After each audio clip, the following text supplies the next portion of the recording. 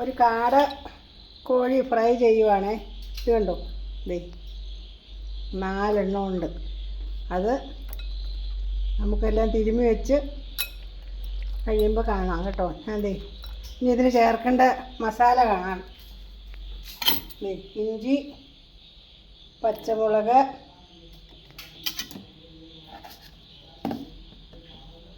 പെരുംജീരകം, ശകലം തൈര്, നീര്,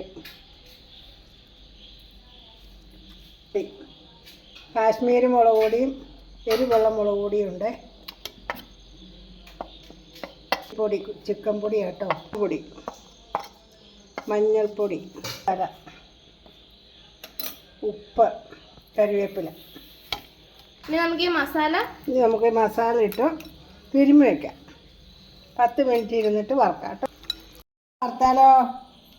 വറക്കാട്ടോ. ദേ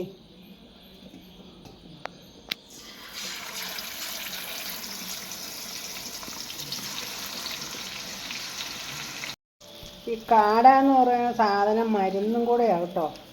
ഇത് കാടമുട്ട പിള്ളേർക്ക് ഉണ്ടാക്കി കൊടുത്താൽ പിള്ളേർക്ക് നല്ലതാണ്. ശ്വാസം മുട്ടലും വലിവും ഒന്നും ഉണ്ടാവില്ല. പിന്നെ 1000 കോഴിക്ക് അര കാടാന്നാണ് പഴഞ്ചൊല്ല് പറയണത്.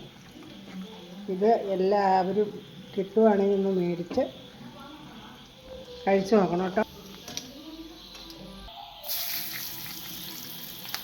അത് കാട വറുത്ത എണ്ണ ആയതുകൊണ്ടാട്ടോ അങ്ങനെ ഇരിക്കുന്നത്. കാട വറുത്ത എണ്ണയാണ്.